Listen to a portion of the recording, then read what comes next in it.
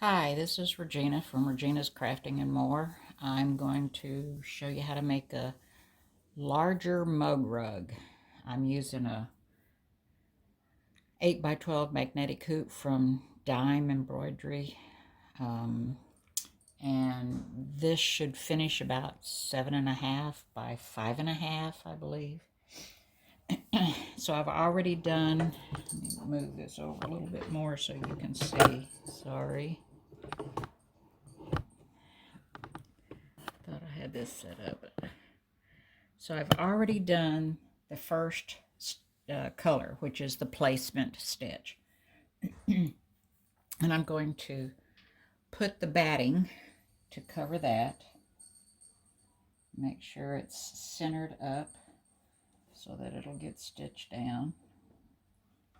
All right, I don't tape it or anything. I just kind of hold on when I need to. And that goes, that's over the line, and that's over the line. It looks like it's pretty centered. And I'm going to go ahead and stitch this down. So the second color is stitching right now, and this is the tack down for the batting. This is going to be a 3-piece fabric on the front of the mug rug. So I just kind of smooth it back. You'll have a piece in the center. Mine's going to be white, and then you're going to have 2 panels on each, well, a panel on each side. And it'll have quilting and an embroidery design in the middle, but I'm not going to make you watch all that whole embroidery. So the next one now, that was the tack down, and now it's going to stitch color number 3, which is going to be the placement for the center fabric.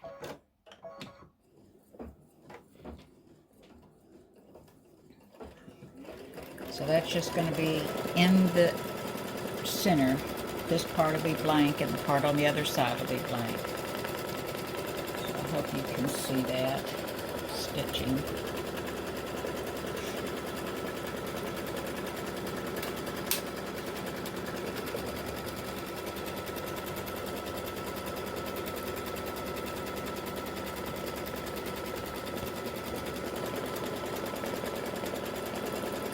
Okay, so that is the placement for the center piece of material. I'm going to lay my white fabric on top of that, and it actually is going to cover the whole thing. And I'm going to stitch color number 3. Well, here again, you could tape it down if you wanted. I just kind of hang on to it, kind of smooth the fabric as it stitches.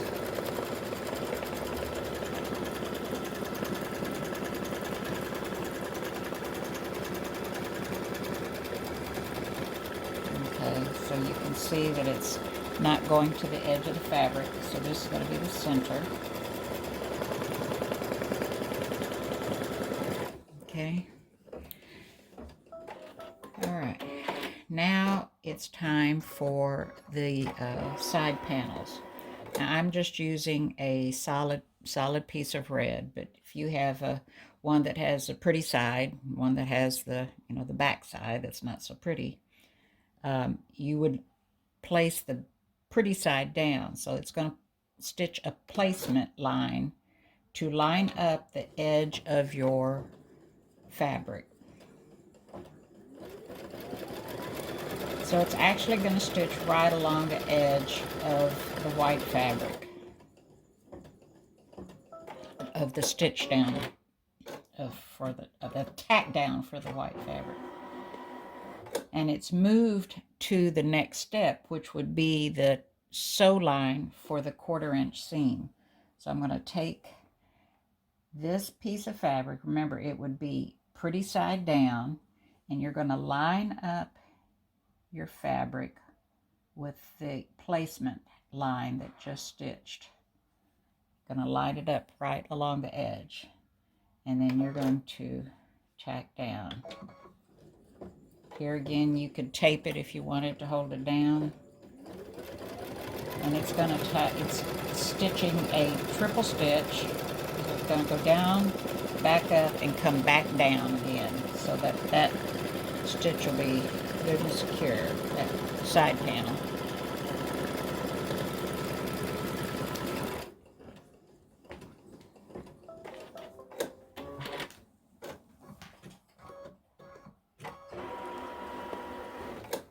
All right, so it's gone over, the needle has moved over to the next side, but before we do that, we're going to back this up a little bit. Sorry, there we go. I'm going to use an easy fold pin. This particular one is from Queen of Stitching. I've bought stuff from her before. There's also one made by Clover. Mine's just about empty, and there is a little refill, and you just put, like, I think it's 10 drops, and then you fill it up with water. And it has a beveled edge on it, just like the easy fold pin. And you have to kind of prime it, and I try to see if it's coming out on my finger. Let's see if it'll mark. Yeah, it's marking. Okay, and you run it along. Well, it's not. Hello. This one's been laying. There it goes. Okay, you run it along your stitch line. Put the top back on. I'm going to keep it turned upside down. And then you fold it over and you press it, finger press it down. Okay. Yeah. Okay, so I turned this one the wrong way, but I starch on the one side and I didn't look on this side. Okay, so now we're going to do the placement stitch for this one, which once again is right along the edge of the line that was tacked down the white fabric, the centerpiece. Okay, so it's going to move over to where it would stitch the 1/4 inch.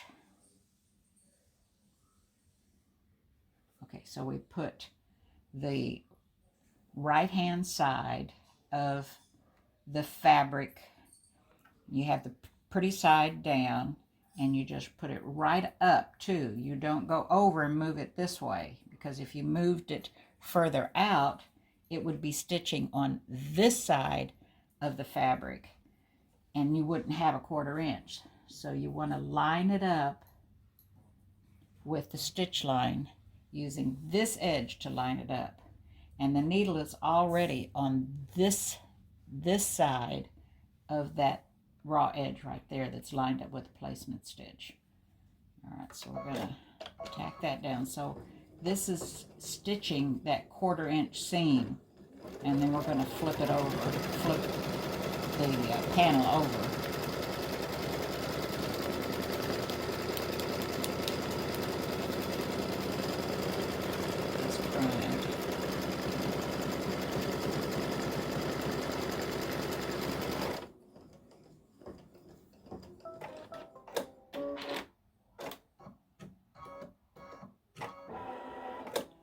Okay, so because that came this way, I'm going to pull this out. I'm going to use my Easy Fold pin.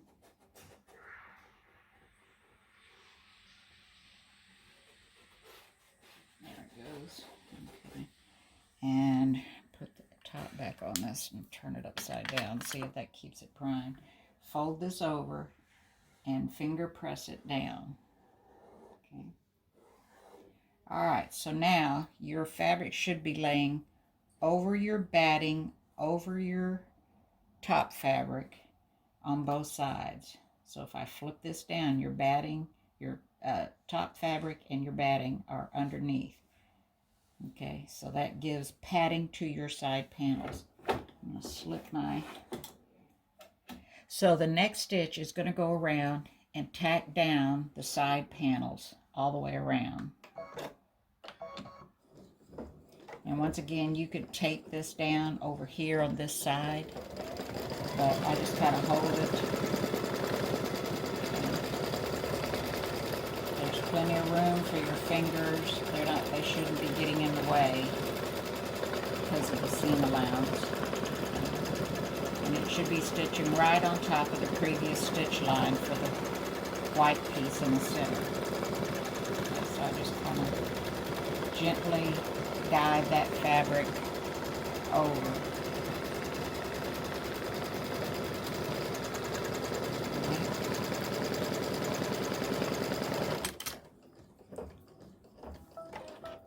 Alright, so the next color, which is color 10, is going to do the quilting.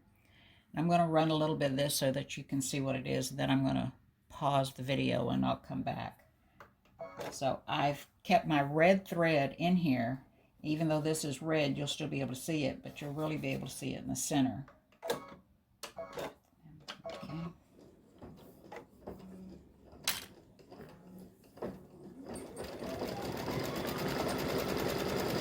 So this is going to be kind of a diamond-shaped design that is a quilting design that's going to end up being stitched here. It doesn't look like it's going to be diamond shaped yet. I'm going to let it run just a little bit so you can get an idea of what it does. And it'll end up going all the way over to this end and all the way over to this end to completely quilt both the panels and the center.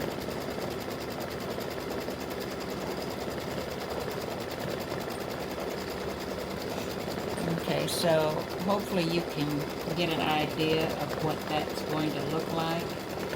And I'm going to pause the video a little bit, let this stitch so you don't have to sit here and watch it. It's kind of like watching paint dry. And I'll be back.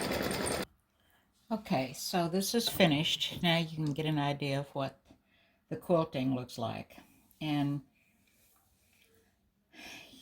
I can put any kind of quilting design on there. I'm using Palette Brother embroidery software, version 11, and I'm on my Baby Lock Solaris 2. So there's a lot of ways to change this quilting and everything. But for those of you that have never done mug rugs, this is just kind of a sample to show you how it's done. All right, so next I'm going to stitch, let's see if this will let you see it, this design. Oops, sorry, trying to get it to go down. It is a Minecraft creeper on it. That's one of the things one of my grandsons likes, and so I'm making this for him for Valentine's Day. And I'm going to put this on pause a minute. So, like I said, I'm doing this Minecraft creeper on this mug rug for one of my grandsons. And I'm not going to have you watch and have to endure the whole thing.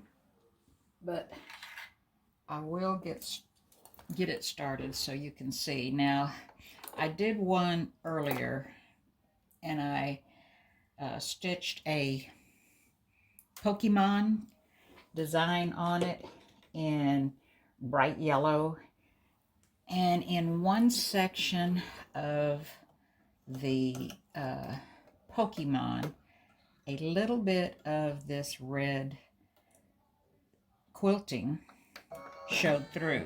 If I had put some water-soluble topping on top of that, it may have eliminated the stitching showing through, or I could have just done it in a lighter color, in a yellow, or in a white, or a cream, or whatever. But I wanted the red for Valentine's. So even though I had a fill behind,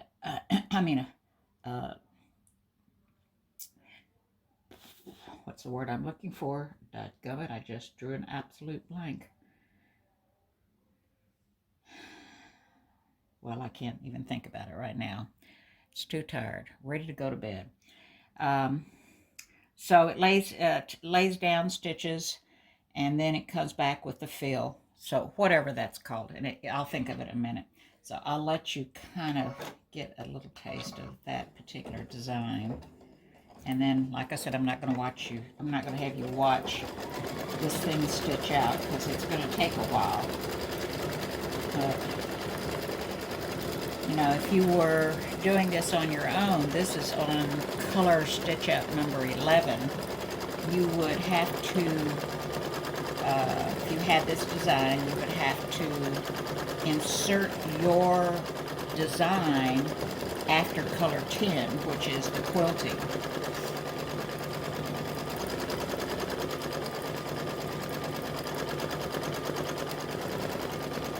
And I'm still drawing a blank. Okay, so it's just stitching those, that open stitch. Oh gosh, I can't remember what it's called. I've only been doing this for 20-something years. And I have drawn a blank. It's late, and I've been at this all day. So now it's doing the fill. And like I said, I'm not going to have you watch this whole thing stitch out. So I'll be back when it's done and you can see what it looks like. I just remembered what that's called. The open stitches is called underlay. As soon as I turned the camera off, I remembered what it was.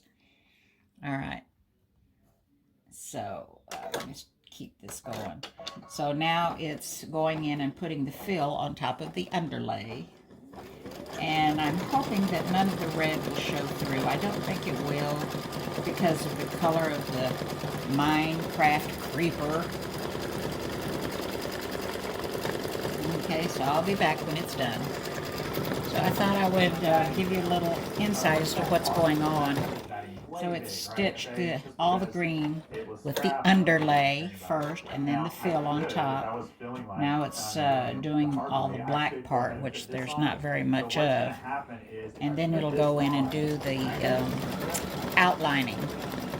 This design I created in my machine.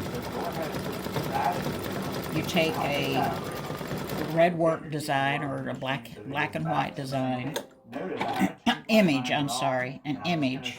and you send it to the machine, and it more or less creates the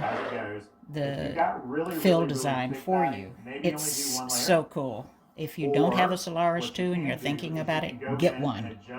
All right, I'll be back in a minute. So this is starting to do the outlining, and I believe it is a triple stitch that's going to be stitching eventually. Yeah. Which makes it a little bit darker outline. So for the boys, I think they'll like this because it'll make it really stand out. And you might be able to see part of this. Okay, if you get dizzy, close your eyes.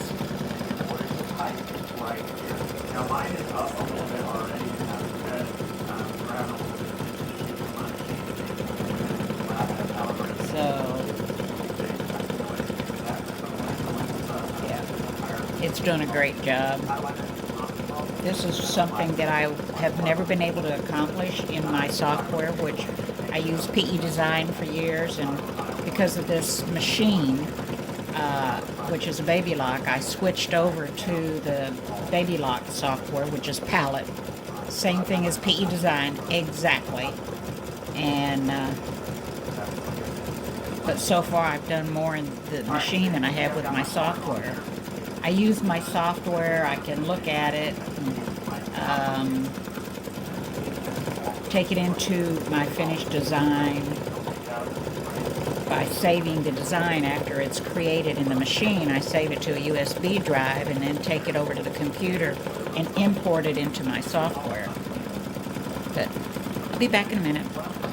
Alright, so it is just about finished stitching out the Minecraft creeper, And I have no problems doing this because I'm not selling this design to anybody. I'm using it for my personal stuff, for gifts for my grandkids. Sorry, I have a video going over there. Sorry if it's too loud. And now it's going to do the eyes and the mouth and kind of make those stand out. I like having the, hang on, sorry for all the noise. All right. I like doing this outlining like this for kids. I think it gives the design some depth, and without it, it wouldn't look right. Especially since the characters you see all have this kind of look. So we're just about finished, I think, with this design. Yep. Okay, so I finished with that. And now it wants to stitch the Happy Valentine's on the center part. I'll be back when that's finished. All right, excuse me. Everything is stitched out. Got my Minecraft creeper and Happy Valentine's stitched. The quilting has been done all over, and now we're ready to put the envelope that's going to create the back of the mug rug. So I have 2 pieces of fabric. They're 6.5 inches. Well, come on, open up. I did a good job of pressing it down. They're 6.5 inches by 10 inches. I've folded them in half. There's 2 of them. I'm going to put the folded edge. Well, let's start it this way. I'm going to put the raw edge against the raw edge on the other side, and I'm going to make sure that I'm evenly distributed between this section right here, the white. And then I'm going to take this piece, which is also 6.5 by 10. It's got the folded edge, so you take it and you fold it over and press it real good to get your folded edge. I'm going to take and put it down, and it's going to overlap. You can see how much it overlaps. Okay, and I'm going to line it up with the edge and make sure that it's covering the batting, the main fabric, the extra fabric from the side panels. Make sure that it covers, and make sure that it's lined up with the other piece that you just put down, and it should overlap. Okay. All right, so this is going to stitch all the way around, and you'll end up with 1/4 of an inch or so whenever you cut it. So if you feel uncomfortable that it might catch, you can tack it down or tape it down. You can see where the needle is. That's where it's going to start. So you've got some give on this outside, and you could take a piece of tape, and I'm not going to tell you what I'm using because you'd crack up laughing. Why is she idiot using that kind of tape? I ran out of paper tape, or I don't have any. You can also use painter's tape, the blue painter's tape, and put it on the outside edge, just barely covering and making sure that it covers up that fold. Okay, so I'm going to put this right on the outside, and we'll keep an eye on it, make sure that the machine's not going to stitch over it. And if you're really uncomfortable, you can take and put a piece in the middle. Okay, there's the seam. I'm going to put a piece of tape right here.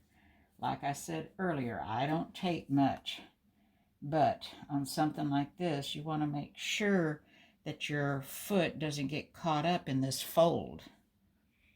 All right, so I think we're more or less taped down, and I'm going to put my foot down and start. So once again, you're just kind of cut that material, and it's doing a triple stitch because this is going to be the outside edge of your mug rug. We're going to flip this inside, or yeah, we're going to flip it inside out. So we'll see the pretty side of the mug rug. You've got lots of room here. So this edge I'm going to watch really good.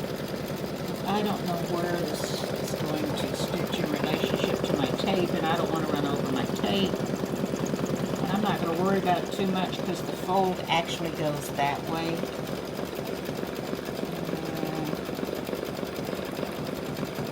Okay, so it's not going to catch at all there.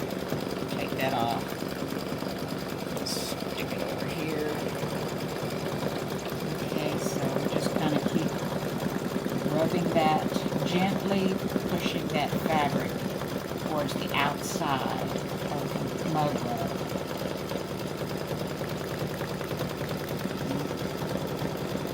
Now I will have to worry about this fold right here. So while that's stitched, I'm going to remove this and just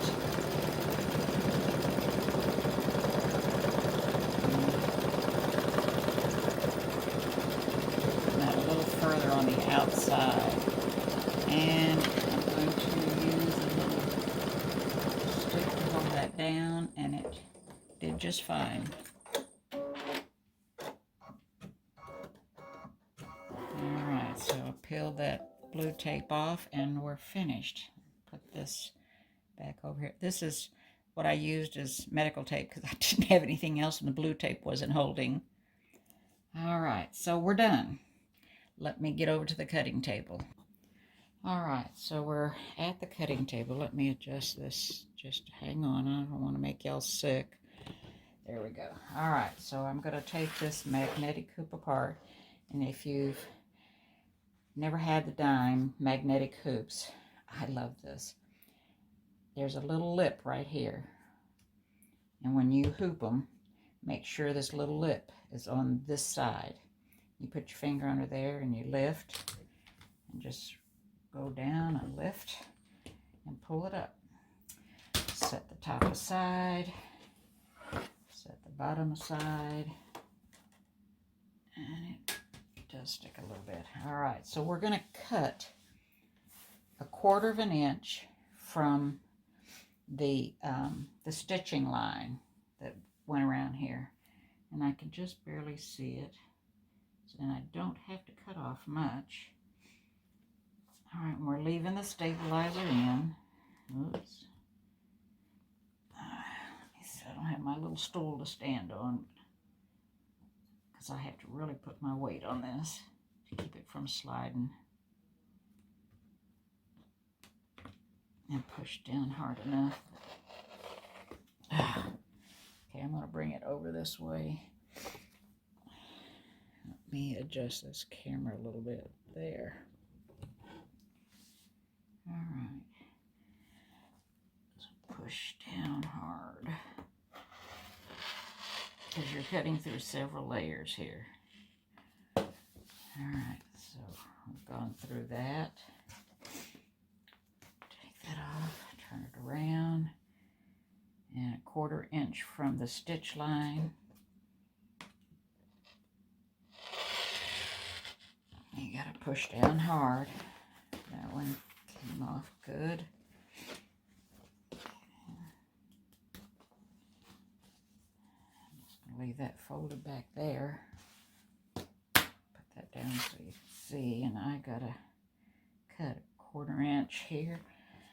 Put my weight down.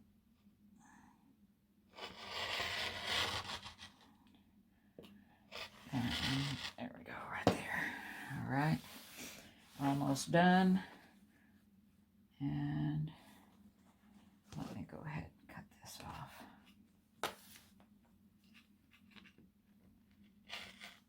Get that out of the way. Okay, and then 1/4 inch. There, put your weight in on it.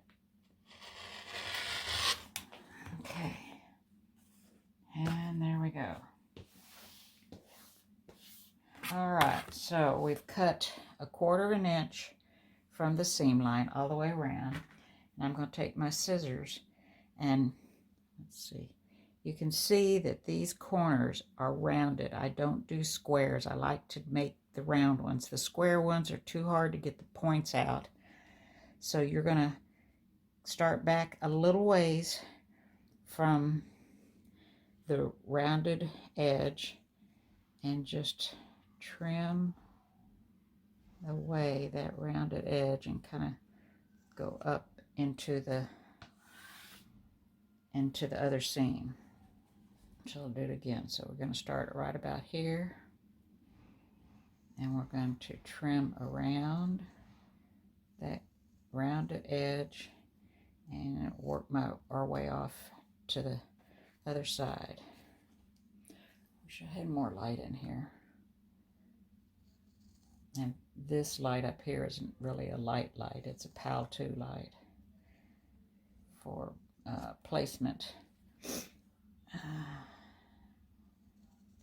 All right, so we're rounding and rounding, and then we're going up off. Okay. All right, so maybe you can see that. See, we've just rounded it off. All right, so now I'm going to reach inside this pocket. I'll push this corner down and put my thumb up in there, and then my finger goes up in the corner and just pushes out. And I can push it out with my finger without having to use any kind of a tool to push it out. So I kind of go like that, get it started, put my finger back up inside there and push. And you see how easy that pushes out? Okay, so I've got half of it done. So I'm gonna come up in here. Gonna put my thumb up to get it going. I'm gonna go over here, pull this down, put my thumb up, and then I stick my finger. Of course, I don't have those long salon nails. I quit doing that when the pandemic started and they closed everything up, and I've just never put them back on. I think they were affecting my health for a lot of years because I wore them for a very long time. Okay, so now we just kind of straighten it up and kind of push things down, and I'm going to take it over to the pressing table and I will be right back. Hang on. All right, so I've taken it over and pressed it, and you can see how nice that turned out. So here's the back, and here's the little envelope that's created on the back. You know, you had to put it over and made sure you had an overlap, and then when you fold it back out, you just have this. Now if you want to put some steam-a-seam in here and press it down with your iron and then pull the paper off and then put this down and press, you can do that, but I don't see any reason to. And we don't take the cutaway stabilizer out of it. That's what I hooped to begin with. So there's that one, and here's the one with the Pokemon that I made for my other grandson. See? So that's how you make a mug rug, and I'm not really calling it a mug rug. I'm going to call it a little snack mat because it's a little bit bigger than a mug rug. Like I said earlier, it finishes at about 7.5 by 5.5, and I think they're adorable. I think they'll like them for Valentine's. So if this video was helpful to you, please give me a thumbs up, and if you haven't subscribed, subscribe, and if you have any questions, post them below in the comments and I'll get an answer to you. Thanks for watching. I really appreciate it. Have a great week.